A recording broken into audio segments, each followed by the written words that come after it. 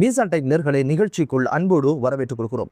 இஸ்ரேலருடைய வான்வழி தாக்குதல்ல ஈரானுடைய மிக முக்கியமான 7 தளபதிகள் உட்பட 40 அரச அதிகாரிகள் படுகொலை செய்யப்பட்ட சம்பவம் பெரும் சோகத்தை ஏற்படுத்தியிருக்கு. இந்த தாக்குதல் எப்படி கச்சிதமாக செய்து முடிக்கப்பட்டது, இதுல யார் யார் படுகொலை செய்யப்பட்டாங்க, இவங்களுடைய பின்புலம் என்ன என்ற பல்வேறு விஷயங்களை இப்போது இஸ்ரேலர்களுடைய இராணுவ தொடர்பாடல் இப்போது ஊடகங்களுக்கு சொல்லியிருக்கிறாரு. சனிக்கிழமை மாலையில ஈரான் வான்வழி தாக்குதல் நடத்தியதுல இந்த ஒரு தாக்குதல்ல 7 மிக முக்கியமான தளபதிகள் உட்பட அரசு அதிகாரிகள் என்று 40 பேர் படுகொலை செய்யப்பட்ட சம்பவம் ஈரான்ல மிகப்பெரிய ஒரு சோகத்தையும் இந்த யுத்தத்துல மிகப்பெரிய பின்னடைவையும் ஏற்படுத்தும் அப்படின்னு சொல்லப்படுற அளவுக்கு கொடூரமான ஒரு தாக்குதலாக பார்க்கப்படுகிறது. இந்த தாக்குதல்ல உயிரிழந்தவங்க யாரு அப்படின்னு ஒரு பட்டியலையும், அவங்களோட பதவி என்ன, அவங்களோட பட்டம் என்ன, என்ன வகையான சேவை அந்த நாட்டில் வழங்கி வந்தாங்க அப்படின்னு பல்வேறு திடுக்கிடும் செய்திகளை இஸ்ரேலுடைய உளவுத்துறை இப்போது ஊடகங்களுக்கு சொல்லி இருக்குது. அலி சம்ஹானி இந்த தாக்குதல்ல இறந்ததாக இப்போது இஸ்ரேல் சொல்லியிருக்குது. அலி சம்ஹானி யார் அப்படின்னு பார்த்தீங்கன்னா, ஆயத்துல்லா அலி ஹாமெனியுடைய ஆலோசகராக இருந்து வந்தவர், தேசிய பாதுகாப்பு கவுன்சிலுடைய தலைவராகவும் ஒரு அமைச்சராகவும் 2023ஆம் ஆண்டிலிருந்து மிக முக்கியமான ஒரு ஆலோசகராக இருந்து வந்திருக்கிறார்.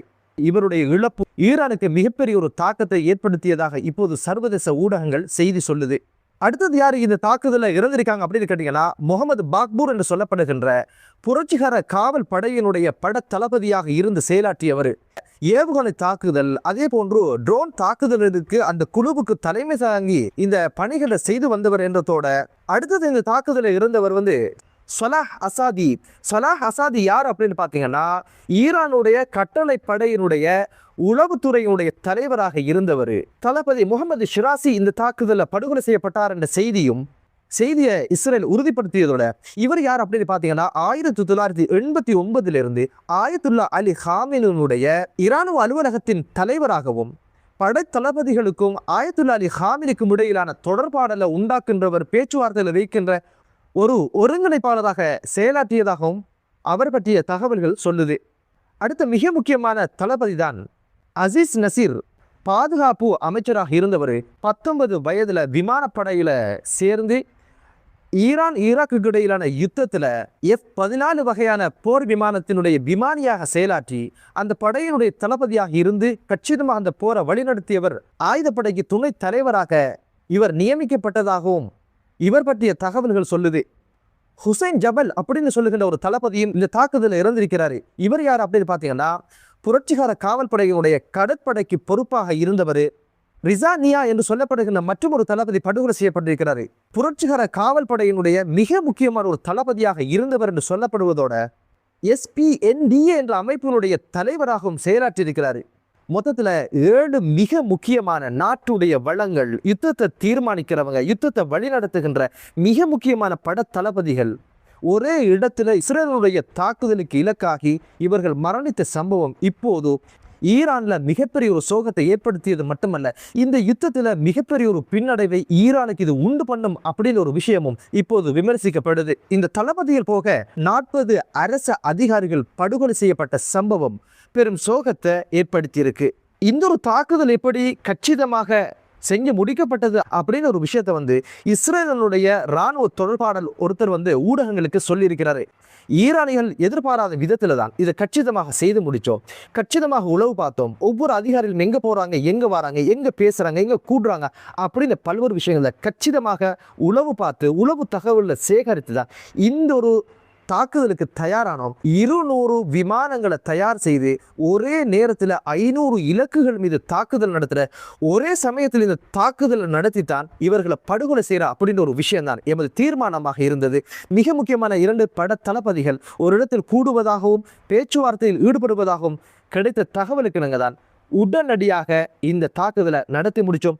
ஈரான் மீது இஸ்ரேலுடைய தாக்குதல் காலையில் ஆரம்பித்தாலும் மாலை பொழுதுல தான் இது திட்டமிட்டு இந்த ஒரு விஷயம் தாக்குதல் நடத்தப்பட்டதாக சொல்லப்படுது. மாலை பொழுதுல இவங்க எல்லாம் ஒரே இடத்துல எதுக்காக கூடினாங்க அப்படின்னு கேட்டிங்கன்னா, காலை பொழுதுல ஈரான் மீது இஸ்ரேலும் அமெரிக்காவும் இந்த தாக்குதல் நடத்தியாச்சு, இது சம்பந்தமான பேச்சுவார்த்தைக்கு தான் இவங்க ஒன்று கூடியிருக்கிறாங்க, தீர்மானங்கள் எடுப்பதற்கும் யுத்தத்தை எப்படி செய்கிற அப்படின்ற ஒரு விஷயத்தை பேசுறதுக்கும் தான். அதுக்கடையில் ஈரானுடைய பல்வேறு ஏவுகணைகள் பல்வேறு இடங்களில் சீறி பாஞ்சதாக இருந்தாலும் இந்த ஒரு விஷயத்தில் அனைவரும் ஒன்று திரண்டு இருக்கிற இந்த சூழலில் தான் இந்த ஒரு தாக்குதலை இஸ்ரேல் நடத்தி முடிச்சதாக இப்போது பல்வேறு திடுக்கிடும் செய்திகளை சொல்லியிருக்குது. இந்த ஒரு தாக்குதல் என்னத்தை சொல்லுது அப்படின்னு கேட்டிங்கன்னா, இஸ்ரேலுடைய பலமே அவர்களுடைய உளவு தான். யார் எங்கே வராங்க, எங்கே போகிறாங்க, இதில் என்னென்ன படை தளபதிகள் ஒன்று சேர்றாங்க, இவங்க யார், இவங்களோட பணி என்னன்றதை இஸ்ரேல் வெளியிடுகிற அந்த அளவுக்கும் அந்த தாக்குதலை கச்சிதமாக செய்து முடிக்கிற அளவுக்கும் பலமிக்கதாக இருக்குது அப்படின்னு கேட்டிங்கன்னா, அவர்களுடைய பலமே அந்த உளவுத்துறை தான். அதை நம்பித்தான் அமெரிக்காவே இப்போது வாழ்ந்து கொண்டிருக்குது அப்படின்னு ஒரு விஷயமும் இப்போது உலக அரங்கில் பேசப்படுது. தாக்குதல் நடந்து 5-6 மணி நேரத்தில் ஆயத்துல்லா அலி ஹாமினி தொடக்கம் படை மிக முக்கியமான படை வீரர்கள், படை தளபதிகள், அதிகாரிகளை படுகொலை செஞ்சு அந்த ஆபரேஷனை கச்சிதமாக முடிச்சு இன்னும் 3 நாட்களில் அல்லது ஒரு வாரத்தில் இதனுடைய நிலைமைகள் எல்லாம் முடிஞ்சு போகும், இந்த யுத்தம் நிறைவுக்கு வந்துடும் அப்படின்னு சொல்கிற அளவுக்கும், இந்த தாக்குதலில் இத்தனை பேர் இறந்துட்டாங்கன்னு சொல்கிற அளவுக்கும் அவங்களோட உளவுத்துறை அவ்வளவு தூரம் பலமாக இருக்குது அப்படின்னு கேட்டிங்கன்னா, எதிரியுடைய பலம் தெரியாமல் ஒரு நாளும் சண்டைக்கோ மல்லுக்கோ யுத்தத்துக்கோ போகக்கூடாது என்ற மிகப்பெரிய ஒரு பாடத்தை இஸ்ரேலுடைய தாக்குதல் ஈரானியர்களுக்கு மட்டுமல்ல ஒட்டுமொத்த மத்திய நாடுகளுக்கும் சொல்லியிருக்கு. 12 நாள் யுத்தத்தில் 7க்கும் அதிகமான விஞ்ஞானிகள், படத்தளபதி எல்லாம் கொல்லப்பட்டாங்க. கச்சிதமாக அந்த தாக்குதலை நடத்தி முடிச்சாங்க. அப்போது ஈரான் யோசிச்சிருக்கணும், இவரோட உளவுத்துறை எவ்வளவு தூரம் துல்லியமாக இருக்குது, எவ்வளவு பலமாக இருக்குது அப்படின்னு சொல்லி. இந்த சூழலில் எதற்காக அனைவரும் ஒன்று திரண்டு ஒரு இடத்துல இருந்து இப்படியான ஒரு தாக்குதலுக்கு இலக்கானாங்கன்ற கேள்வியும் இருக்குது. ஒரு இடத்துல இருந்தாங்களா, பல்வேறு இடங்களில் இருந்தாங்களா என்பது தெரியாது. 500 இலக்குகளை இலக்கு வைத்துத்தான் இஸ்ரேலி 200 விமானங்களை கொண்டு இந்த தாக்குதலை நடத்திருக்கி. எந்த வகையில் கூட்டி கழிச்சு பார்த்தாலும் இந்த தாக்குதலில் இருந்து பாதுகாப்பு பெறுவது என்பது சாத்தியமில்லாத ஒரு விடயமாகத்தான் இருந்திருந்தால் நிச்சயமாக அவர்கள் பாதுகாப்பான இடங்களில் ஒதுங்கி இருப்பாங்க, பதில் தாக்குதலை நடத்தியிருப்பாங்க. என்னதான் இருந்தாலும் ஈரானுடைய நிலை இப்போது கவலைக்குரிய நிலையாக மாறி இருக்குது. இப்போது ஆயத்துல்லா அலி ஹாமினி தொடக்கம் மிக முக்கியமான பட தளபதிகள்லாம் இறந்ததுக்கு பிற்பாடு, மரணிச்சதுக்கு பிற்பாடு இந்த யுத்தத்தின் நிலைமை என்ன ஆக போகுது அப்படின்னு ஒரு கேள்வி எல்லோருக்குள்ள இருக்கும். இருந்தாலும் இப்போதைக்கு புரட்சிகர காவல் படையினுடைய புதிய தளபதி படையினுடைய தளபதியா நியமிச்சிருக்கிறாரு. அவர் இப்ப என்ன சொல்றாரு அப்படின்னு கேட்டீங்கன்னா, எத்தனை பட தளபதிகள் இறந்தாலும் இந்த போரினுடைய வீரியமும் வேகமும் கடுகளவும் குறையாது. இஸ்ரேலுக்கான பதில் தாக்குதலை நடத்தி கொண்டே இருப்போம், இறுதி வீரனுடைய உயிர் பிரியும் வரைக்கும் அப்படின்னு சொல்லியிருக்கிறாரு. என்னதான் இருந்தாலும் இந்த வீர வசனங்கள் எல்லாம் பேசுவதற்கு கவர்ச்சியாக இருந்தாலும் செயற்பாட்டில் மிகப்பெரிய ஒரு ஆபத்தை உண்டு பண்ணும் அப்படின்னு ஒரு விஷயம் தான் சொல்லப்படுது. காரணம் என்னன்னா, வெறும் ஏவுகணையை வச்சு எவ்வகையான தாக்குதலை நடத்த முடியும் என்ற கேள்வியும் எழ ஆரம்பிச்சிருக்கு. காரணம், அதிநவீன ஆயுதங்களோடும் விமானங்களோடும் போர் தாங்கிகளோடும் இப்போது அமெரிக்காவும் இஸ்ரேலும் கூட்டணிந்த தாக்குதலை நடத்தி வருகின்ற இந்த சூழல்ல வெறுமனே 2000 ஏவுகணை வச்சு என்னதான் ஈரானால் பண்ண முடியும், உதவிக்கு எந்த நாடுகளும் இல்லை என்ற ஒரு விஷயமும் தெரிய வருது. என்னதான் இருந்தாலும் இப்போது ஐநாவுடைய பாதுகாப்பு கவுன்சில் கூடப்பட்டு அதில் இருக்கிற உறுப்பு நாடுகள் இது பற்றிய ஒரு ஆலோசனை நடத்தி வராங்க. இது உடனடியாக நிறுத்தணும், ஒரு பரந்தப்பட்ட யுத்தத்துக்கு போயிடக்கூடாது அப்படின்ற ஒரு விஷயத்துல சமாதானத்தை உண்டு பண்ணி ஏதோ ஒரு வகையில் யுத்தத்தை முடிக்கணும் அப்படின்ற ஒரு விஷயம் பேசப்படுது. ஆயத்துல்லா அலி ஹாமினி உட்பட அனைத்து இராணுவ வீரர்களும் இராணுவ பட தளபதியிலும் கொண்டு குவிச்சதுக்கு பின்னால கூடி என்ன பேசி என்ன சமாதானம் வந்தன வராட்டி என்ன, இப்போது ஈரான் அதுக்கெல்லாம் அடிபணிகிற மாதிரி தெரியல. என்னதான் இருந்தாலும் ஈரானுடைய வெளிவகார அமைச்சர் அப்பாஸ் அராகிஜி இப்போது சமாதானத்திற்கான பேச்சுவார்த்தைகளை முன்னெடுக்கலாம் அப்படிங்கிற ஒரு விஷயத்த சொல்லியிருக்கிறாங்க. சமாதானம் ஒரு பக்கம் இருந்தாலும் ஈரானுடைய பதில் தாக்குதலும் அமெரிக்கா இஸ்ரேலுடைய தாக்குதலும் மும்முரமாக இப்போது மிசைல்களாக, ஏவுகணைகளாக, ட்ரோன்களாக விழுகின்ற ஒரு சூழல் உருவாகி இருக்குது. 200 விமானங்கள் ஈரானுக்குள்ள குண்டு போட்டு போறதாக இருந்தால் நிச்சயமாக இவருடைய வான்பரப்பு பாதுகாப்பு எப்படி இருந்தது என்ற கேள்வியும் இப்போது சந்தேகத்தை ஏற்படுத்தியிருக்கு. ரஷ்யா வந்தாச்சு, சீனா வந்தாச்சு, இவர்களுடைய வான்பரப்புக்கு தேவையான பாதுகாப்பை கொடுப்பாங்க அப்படிங்கிற ஒரு விஷயம் சொன்னாங்க. 200 விமானங்கள் தேடி தேடி ஒவ்வொரு தலையில குண்டை போட்டு போறதாக இருந்தா இவர்களுடைய உதவி என்ன, ஒத்தாசை என்ன, எதை நம்பி ஈரான் இந்த யுத்தத்துக்குள்ள போனது என்ற கேள்வியும் எழ ஆரம்பிச்சிருக்கு. என்னதான் இருந்தாலும் அமெரிக்கர்களுடைய அராஜகம், இஸ்ரேலுடைய அடாவடித்தனம், இவர்களுடைய ஆக்கிரமிப்பு என்பது காலத்தால் அழியாத ஒரு விஷயம். மத்திய நாடுகளை சுடுகாடாக்கிய பெருமை இவங்களுக்கு இருக்குது. அந்த ஒரு வகையில் ஈரானுடைய சோழியை முடிக்கிறேன்னு சொல்லிட்டாங்க.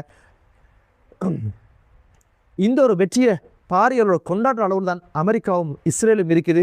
அவங்களுக்கு தொல்லையாக இருந்த ஒரு நாட்டுடைய சோழி முடிஞ்சாச்சு. இனி ஆக்கிரமிக்கலாம், ஆர்ப்பரிக்கலாம், எதை வேண்டாலும் செய்யலாம் என்ற ஒரு மனதைரியம் வந்தாச்சு. இதுக்கு பிறகு என்ன, ஆட்சி மாற்றத்தை உண்டு பண்ணுவாங்க. அவங்களுக்கு பொருத்தமான ஒரு தலையாட்டும் பொம்மையை தலைவராக வச்சு போட்டு வேண்டியதை செஞ்சு முடிப்பாங்க. என்னதான் இருந்தாலும் இறுதி வரைக்கும் போராடுகின்ற ஈரானுடைய போராட்ட குணம் என்பது அது பாரசீகர்களுக்கு உரிய ஒரு பாங்கு. பொறுத்திருந்து பார்க்கலாம் இது குறித்த விஷயங்கள் என்ன நடக்க போகுது. என்னதான் இருந்தாலும் மத்திய கிழக்கு நாடுகள் என்பது நிறைய மனிதர்களுக்கு